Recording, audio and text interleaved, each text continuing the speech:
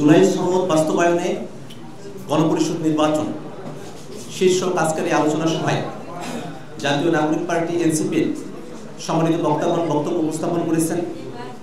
রাজনৈতিক প্রেক্ষাপট থেকে, ইতিহাসের পাটাতন থেকে এবং আইনগত জায়গা থেকে কেন গণপরিষদ নির্বাচনই জুলাই সনদ বাস্তবায়নের একমাত্র পথ, বাংলাদেশের সকল সাংবিধানিক সংকটকে দূরীকরণে, নতুন শাসনতান্ত্রিক ব্যবস্থা প্রবর্তনে গণপরিষদ নির্বাচনের মধ্য দিয়ে কিভাবে আমরা উত্তরণ করতে পারি সে বিষয়ে আমার পূর্ববর্তী বক্তাগণ বক্তব্য রেখেছেন। আমি একটু ঐক্যমত্য কমিশনের বিষয়ে শুরু করব। জাতীয় ঐক্যমত্য কমিশন অনেকগুলো সংস্কার কমিশনের সমষ্টি। সংস্কার কমিশনগুলো রাজনৈতিক দলগুলোর থেকে প্রস্তাবনা নিয়েছে। প্রথম দফার প্রস্তাবনায় অনেকগুলো বিষয় রাজনৈতিক দলগুলোর মধ্যে একটা ঐক্যমত্য তৈরি হয়েছে। দ্বিতীয় ধাপের বৈঠকে 20টা বিষয় নিয়ে আলোচনা হয়েছে। কমিশন সেই বিষয়গুলোতে সিদ্ধান্তও জানিয়েছেন। আমরা যখন ঐক্যমত্য কমিশনে দ্বিতীয় দফার বৈঠকগুলো শুরু করি, সংস্কার প্রস্তাবনাগুলো কমিশন যেভাবে উপস্থাপন করেছে ঠিক সেই জায়গা থেকে যেন সংস্কার প্রস্তাবনাগুলো গ্রহণ করা হয়, রাজনৈতিক দলগুলোর মধ্যে একটা মতৈক্য তৈরি হয়, সে ব্যাপারে কমিশনের তরফ থেকে আমরা একটা জোর প্রচেষ্টা লক্ষ্য করেছি।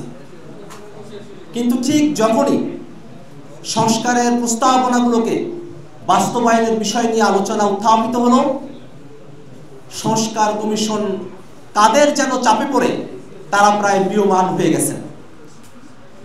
শেষ দিনের আলোচনাতে উপস্থিত রাজনৈতিক দলগুলোর পক্ষ থেকে আমরা সকলে ঐক্যমত্য কমিশনের কাছে জুলাই সনদ বাস্তবায়নের বিষয়ে রাজনৈতিক দলগুলোকে সাথে নিয়ে যেন আলোচনা করা হয়। রাজনৈতিক দলগুলোর সঙ্গে আলোচনা না করে সরকার ঐক্যমত্য কমিশন একটি বা দুইটি পক্ষের সঙ্গে বসে জুলাই সনদ বাস্তবায়ন করা হবে কি হবে না সে বিষয়ে সিদ্ধান্ত গ্রহণ করবেন। এই পরিস্থিতি যাতে তৈরি করা না হয় সে ব্যাপারে আমরা সেখানে কথা বলেছি। ঐক্যমত্য কমিশন আমাদেরকে আশ্বস্ত করেছেন রাজনৈতিক দলগুলোর সঙ্গে বাস্তবায়নের পথ নিয়ে আলোচনা করা হবে। কিন্তু একটা দীর্ঘ সময় অতিবাহিত হয়েছে। 2 সপ্তাহ সময় অতিক্রান্ত হয়ে যাওয়ার পরেও ঐক্যমত্য কমিশন এখনো পর্যন্ত রাজনৈতিক দলগুলোর সঙ্গে বাস্তবায়নের পথ নিয়ে কোনো আলোচনায় বসেন নাই।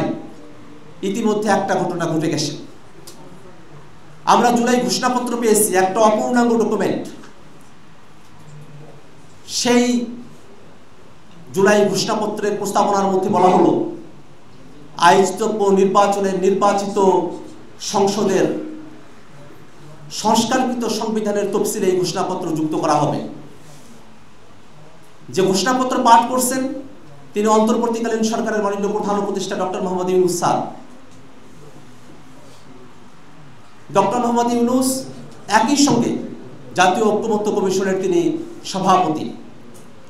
আমরা যখন সংস্কারের বিষয়গুলো কিভাবে বাস্তবায়িত হবে সেই বিষয় নিয়ে আলোচনার দাবি করছি, সেই বিষয়টা নিয়ে কমিশন আমাদের সঙ্গে বসবে বলে আমাদের কাছে প্রতিশ্রুতি দিয়েছেন।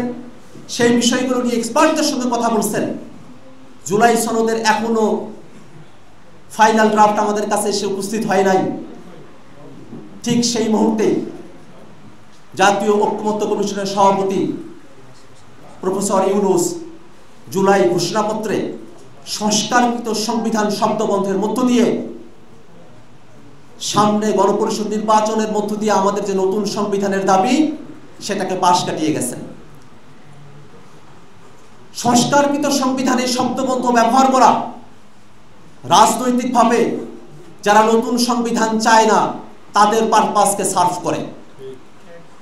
আমরা নতুন সংবিধান চেয়েছি, সেই দাবিতে আমরা সারা দেশে জুলাই পদযাত্রা করেছি। আমাদের এই 30 দিনের পদযাত্রায় বাংলাদেশের প্রান্তে প্রান্তে সাধারণ মানুষেরা নতুন সংবিধানের কথা শুনেছেন, নতুন সংবিধানের প্রত্যয় তারা ব্যক্ত করেছেন। আমরা যদি ঐক্যমত্য কমিশনের আলোচনাগুলোর দিকে একটু তাকাই, খেয়াল করে দেখেন সংবিধানের মূলনীতি,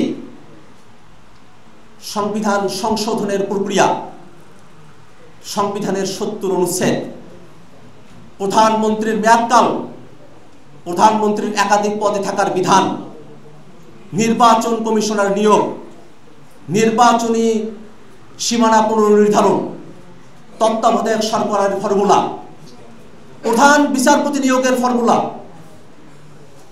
বিচার বিভাগের বিকেন্দ্রীকরণ, হাইকোর্টের শাখা বিভাগীয় শহরগুলোতে স্থাপন করা, রাষ্ট্রপতি নির্বাচন, রাষ্ট্রপতির ক্ষমতা, রাষ্ট্রপতির ক্ষমা প্রদর্শনের বিধান, সংসদে যে স্থায়ী কমিটিগুলো আছে তার সভাপতিত্ব কারা করবেন, সংসদে নারী প্রতিনিধিত্ব, দ্বিকক্ষ বিশিষ্ট সংবিধান, এতগুলো প্রস্তাবনা। এই প্রত্যেকটা প্রস্তাবনা সংবিধান সংশোধন বা সংবিধানের সাথে সম্পর্কিত বিষয়। এই এতগুলো কথা আমরা বলেছি। বিদ্যমান সংবিধানে যতগুলো আর্টিকেল রয়েছে এই বিষয়গুলোতে যে সংস্কার প্রস্তাবনাগুলোর বিষয়ে রাজনৈতিক দলগুলো ঐক্যমত্য হয়েছে, তাতে করে যদি এই সংবিধানে শুধু সংশোধনে নিয়ে আসা হয়, অর্ধেকের বেশি সংবিধান কার্যত আর এক্সিস্টিং থাকে না। যারা বিদ্যমান সংবিধানকে সংশোধনের কথা বলছেন, নতুন সংবিধানের আলোচনাকে পাশ কাটিয়ে, তাদের কাছে আমাদের উদাত্ত আহ্বান। ঐক্যমত্য কমিশন তো সিদ্ধান্তগুলো জানিয়ে দিয়েছে। এই বিষয়গুলো এই সংবিধানে সংশোধনের মতো করে বসিয়ে একটা ড্রাফট করে দেখেন যে বর্তমান সংবিধানের আর কিছু অবশিষ্ট থাকে কিনা।